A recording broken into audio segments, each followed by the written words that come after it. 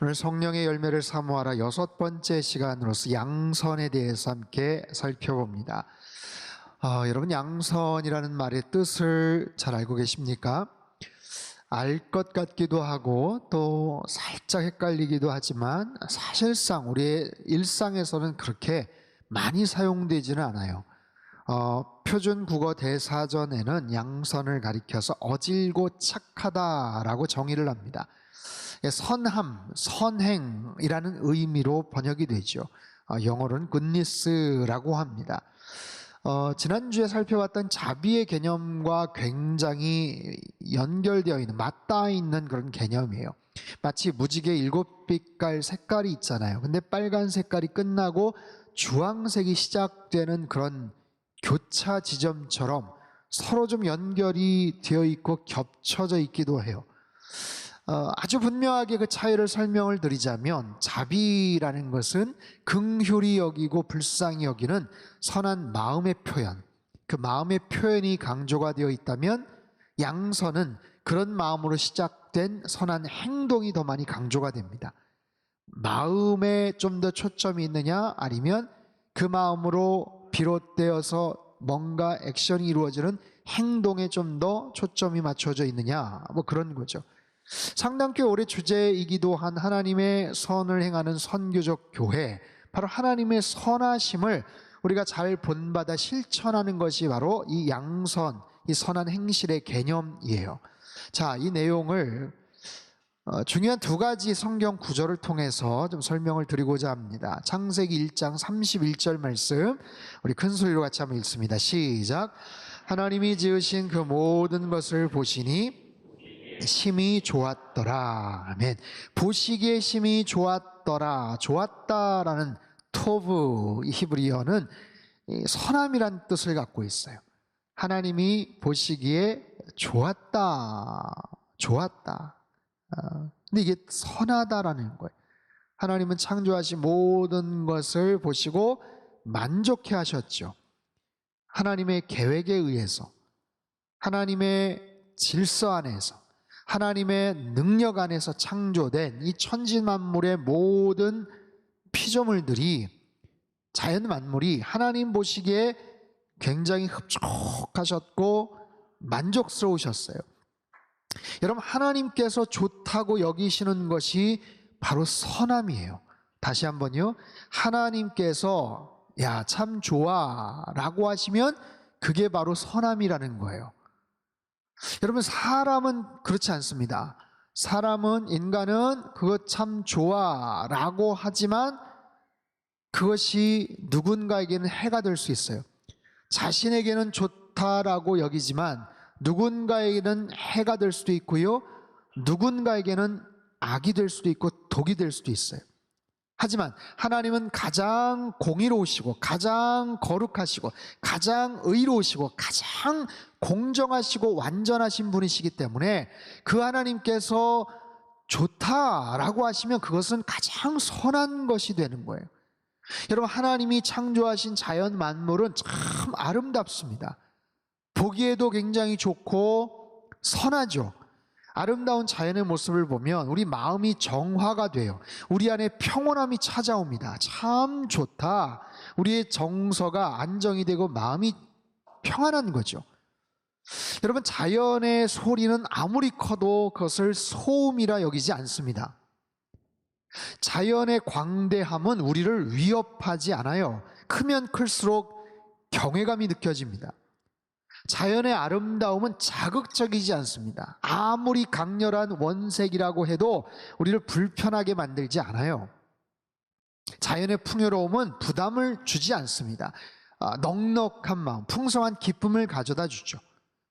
킬리만자로 세렝게티 들판에서도 약육강식의 동물들의 아주 살벌한 싸움들이 벌어지죠. 바닷속 생태계 수많은 물고기들과 해양식물들은 저마다 각각 다르게 생겼어요. 그럼에도 기가 막힌 조화 속에서 질서와 균형을 유지하면서 살아가는 것이 바로 자연의 모습이에요. 어떤 극지방이든 아니면 적도 한복판이든 1년 365일 봄, 여름, 가을 겨울, 이 모든 계절과 시간과 공간 속에서도 하나님께서 만드신 가장 완벽한 사이클 속에서 이루어지는 것이 바로 자연이죠. 그래서 아름다운 거예요. 그 자체가 가장 완벽하기 때문에 하나님께서도 보시기에 심히 좋다라고 말씀을 하셨던 겁니다. 하지만 인간의 탐욕으로 인해서 무분별한 개발과 오염, 전쟁과 탄소가스 배출 등으로 지구 환경에 아주 심각한 문제가 생겨버렸어요. 바닷속 깊은 곳이나 해발 8,000m가 넘는 에베레스트산 정상에서도 오염 물질과 쓰레기들이 발견이 된다고 하죠. 남극과 북극이 심각하게 지금 녹아져 내리고 있고요. 지구의 허파라는 아마존의 산림들이 정말 무참히 파괴가 되고 있습니다. 그럼 지난 여름 얼마나 더웠습니까? 그럼에도 학자들은 지구상에서 우리가 경험하는 가장 시원했던 마지막 여름쯤이 될 것이다, 그렇게 기억될 것이다 라고 아주 섬뜩한 경고를 날립니다. 무슨 말이에요? 앞으로는 더 뜨거워질 것이다 라는 말이죠. 지구촌 곳곳에 산불이 나고 홍수와 가뭄 피해와, 어느 곳은 너무 물이 많고 어느 곳은 너무 비가 안 오고, 지진과 산사태와 바다에서 갯벌이 사라지고 바닷속 산호초들이 폐사가 되는 이 모든 것이 지구가 우리 인간에게 지금 심각한 경고의 사인을 보내고 있는 것 아니에요? 자, 우리가 선을 행하는 것은요, 우리가 선을 행하는 것은 하나님이 보시기에 좋았더라고 하신 그 토브, 그 좋았다, 선하다고 하신 것을 다시 회복시켜 나가는 과정이에요. 우리의 양선, 선한 행동들은 결국 누군가를 향해서 나타나게 되어 있어요. 누군가를 향해서. 그것이 사람이든 자연이든 우리 공동체든 우리의 선한 행실을 통해서 선한 영향력들이 파급이 된다라는 거죠. 때론 환경을 회복시키는 일이 될 수도 있고요, 때론 가족들, 이웃들과의 깨어진 관계를 다시 회복시키기도 하고요, 공동체 안의 평화와 더 큰 신뢰를 다시 쌓아가는 아름답고 거룩한 행동들, 그것이 바로 양선이다라는 거예요. 여러분, 우리가 선을 행할 수 있는 일상에서의 소소한 것들이 있죠. 환경단체나 언론에서 말하는 작은 실천 리스트들이 있습니다.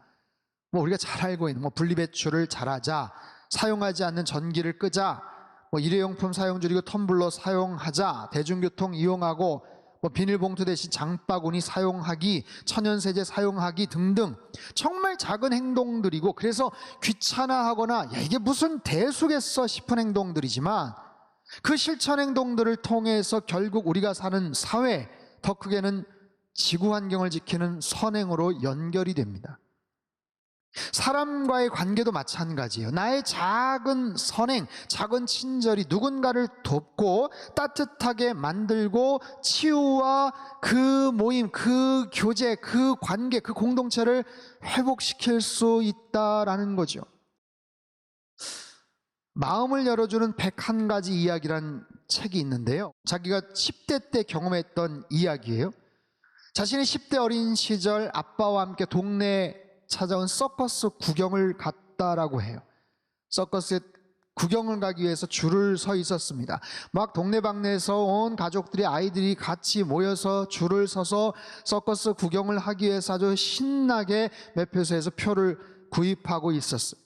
다 사람들이 하나씩 들어가고 마침내 자기네 가족 바로 앞에 한 가족들만 있었는데, 이 가족이 굉장히 많은 거예요. 아이들만 무려 8명, 아이들만. 많은 식구들이 기대와 흥분에 사로잡혀서 입장을 지금 기다리고 있습니다. 볼거리가 없던 어린 시절 동네에 찾아왔던 서커스 단원들의 그 묘기와 코끼리나 동물들의 모습들을 볼 기대에 앞줄에 있던 가족들, 어린 꼬마들이 흥분을 감추지 못하며 입장하려던 참이에요. 근데 가족들 전체의 입장료를 물어보던 그 집 아빠가 난처한 표정을 지었습니다. 전체 얼마라고요? 매표소 직원의 응답에, 말에 당황해하는 표정을 보니 분명 돈이 모자라는 거예요. 가지고 온 돈이 모자라는 거예요. 하지만 아이들에게 야 돈이 좀 부족해서 오늘 서커스를 못 볼 것 같아. 우리 나중에 다시 올까? 이런 이야기를 할 수가 없는 난처한 상황이에요. 아이들은 그 사실을 알지 못하고 그저 들떠 있었습니다. 표를 끊지 못하고 어찌할지 모르는 그 난감한 상황 속에서 그때 자기 아빠가 주머니에서 $20 지폐를 바닥에 떨어뜨리면서 말하더라는 거예요. 저기요, 지금 당신 주머니에서 돈이 떨어졌어요. 그 앞에 선 그 아저씨에게 그러면서 돈을 건네서 주더랍니다. 눈치를 챈 그 앞에 있는 아저씨가 그 돈으로 나머지 부족분을 채우고 감사하다는 사인을 몇 차례 보낸 후에 흥분해 있는 그 집 아이들과 함께 서커스장으로 들어갔어요. 이 책의 저자는 자신의 경험담을 말하면서 이렇게 끝을 매듭짓습니다. 그날 밤 비록 나와 아빠는 서커스를 보지 못했지만 나에게는 평생 잊을 수 없는 아빠가 만들어준 감동스러운 서커스였습니다. 그날 밤의 감동은 수십 년이 지나 오늘까지도 식어지지 않고 있습니다. 자기 집안도 넉넉하지 못했던지라 그렇게 도와주고 나서 결국 돌아서 왔지만 그럼에도 서운함과 속상함보다는 아빠에 대한 존경심, 선행에 대한 따뜻한 감동을 평생 간직하고 있다는 그런 글이에요. 여러분, 이런 특별한 경험들이 있습니다. 어떤 돈이 들어가거나 특별한 노력을 해야 되거나 정말 웬만해선 좀처럼 오지 않은 아주 이색적인 특별한 경험을 하는 그런 경우들이 있죠. 반면에 때론 이게 무슨 도움이 되겠어, 무슨 결과가 좋은 결과가 있겠어 싶은 것들이 있어요. 하지만 그 선행을 통해서 누군가에게 이 하나님의 선하심을, 하나님의 사랑을 전하는 것은 분명히 내 주변이 더 밝고 아름다워지는 일이에요. 그리고 그것을 통해서 누군가의 문제가 해결이 되고 관계가 회복이 되는 참 좋은 일, 토부, 참 선한 일이다 라는 거예요. 사랑하는 성도 여러분, 저와 여러분을 통해서 이 하나님의 선하심, 이 착한 마음, 좋은 감정, 선한 영향력들이 더 많이 퍼져나가기를 주님의 이름으로 축복합니다. 여름 장마철이나 몸이 좀 허약할 때 땀 냄새가 계속 나는 경우들이 있죠. 금방 씻었는데, 샤워했는데, 아니 옷을 좀 전에 갈아입었는데 금방 막 냄새가 나는 거예요. 생선을 싼 신문지에서는 비린내가 나고 향을 싼 종이에서는 향내가 난다라는 것처럼 나의 삶을 통해서 그리스도의 향기가 나고 주님의 선하심이 나타날 수 있다라는 거죠. 선을 행할 수 있는 기회들이 생겨요. 살면서 내가 선을 행할 수 있는 기회, 여러분, 선을 행할 수 있는 기회라는 것은 우리 삶을 방해하는 요소가 아닙니다. 불편하게 만드는 것이 아니에요. 오히려 나를 통해서 하나님의 일을 행하시고 이루시는 축복의 통로가 되죠. 하나님 보시기에 참 좋았더라 하실 수 있는 일들을 우리 주변에서 찾아서 행하는 겁니다. 근데 여러분 보세요. 이런 선함이라는 것은 단순히 착하게만 사는 것을 말하지 않아요. 이런 선함이라는 것은 대단히 수동적이거나 조용한 모습에서 그치지 않습니다. 때로는 이러한 선함이 굉장히 강력한 힘을 우리들에게 제공합니다. 로마서 12장 21절 말씀 같이 한번 읽습니다. 시작. 악에게 지지 말고 선으로 악을 이기라. 아멘. 악에게 지지 말고 무엇으로요? 선으로 악을 이기라. 하나님의 선으로 악을 이기라. 이것이 하나님의 마음이고 하나님의 행동, 액션이에요. 여러분, 하나님은 우리를 사랑하시되 말로만, 마음으로만 사랑하시지 않으셨어요. 실제적으로, 구체적으로 행동으로 보여주셨죠. 여러분, 선함을 통해서 그저 착하게만 사는 것이 아니에요. 단순히 누군가를 불쌍히 여겨주고 기부 행사를 하고 좋은 감정을 느끼게만 하는 것이 아니라는 거예요. 그 선함의 능력은 때론 악을 이길 수 있는 놀라운 능력이 됩니다. 이길 수 있다는 거예요. 여러분, 이길 수 있다고 하니 용기가 되지만 사실 두려운 마음도 생기죠. 왜냐하면 우리가 접하는 이 세상 속에 너무나도 견고한 악한 세력들, 악한 모습들이 있기 때문에 그래요. 요즘 연일 계속되는 이스라엘 팔레스타인의 전쟁, 아직도 진행 중인 우크라이나와 러시아의 전쟁의 그 끔찍하고 잔혹한 참상과 무자비한 모습들을 여러분 떠올려 보십시오. 여러분, 세상의 모든 전쟁은 나름대로 타당한 이유가 있다니까요. 그것이 신앙적이든 종교적이든 정치적이든 나름 그냥 아주 원색적 자기 가족들 공동체 지키고자 하는 그런 목적이든 나름대로 타당한 명분과 절박한 이유들이 있어요.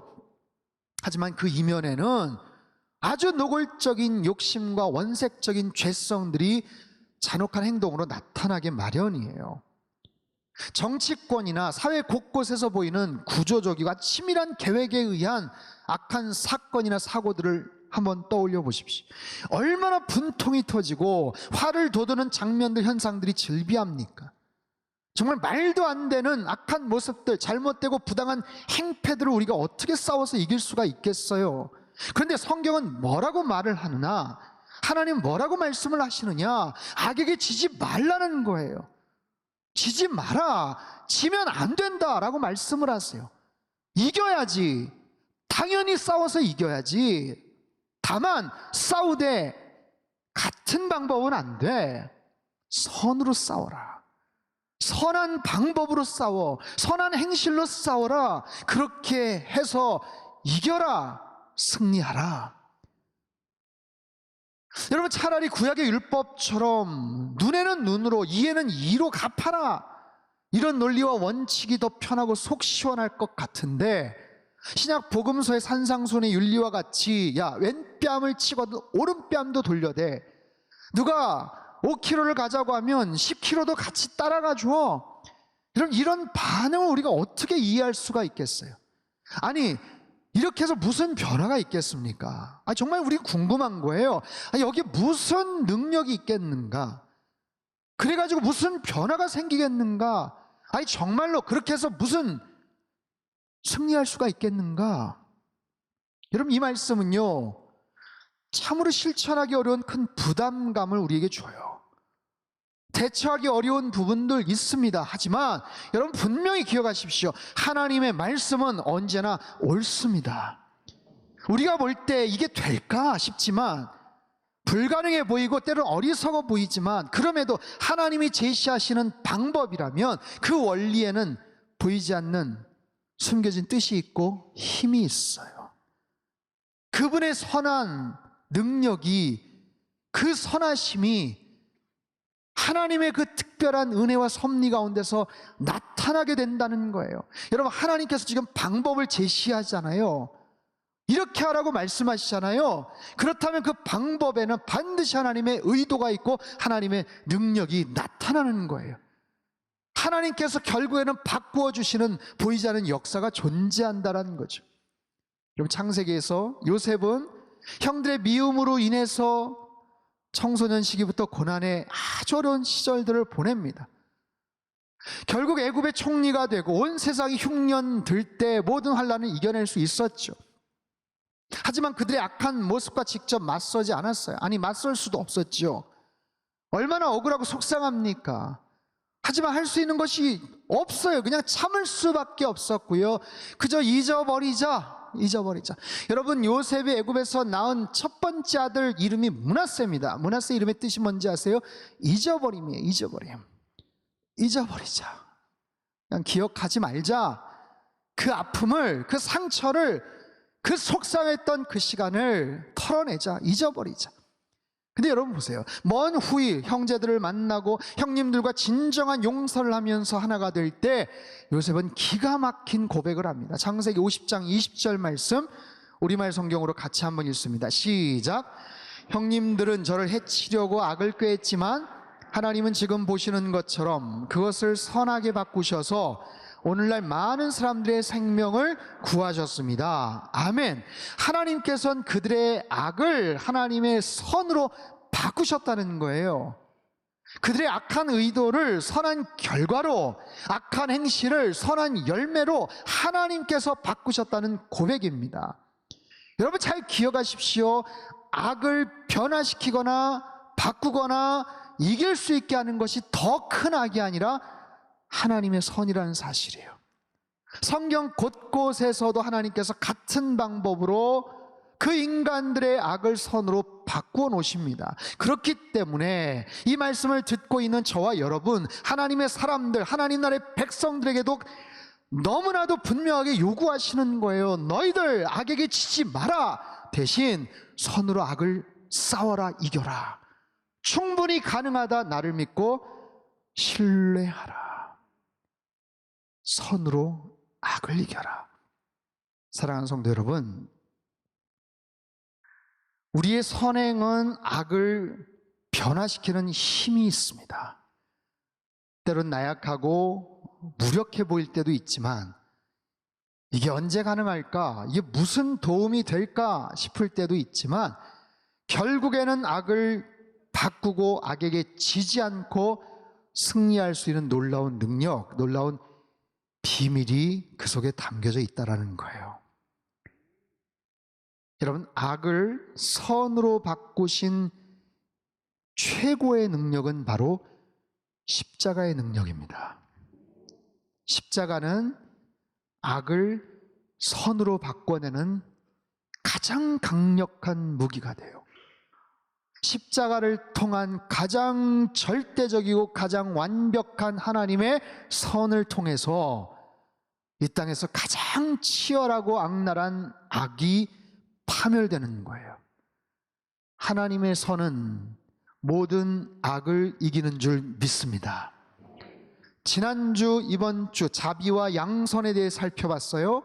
다시 한번 정리하죠. 자비는 타인을 돕고자 하는 마음이고, 양선은 그것을 실행하는 다각적인 활동입니다. 양선은 이렇게 표현할 수 있어요. 양선은 행동하는 자비다. 따라해 볼까요? 양선은 행동하는 자비다. 행동을 한다는 거예요. 어떻게 행동할까요?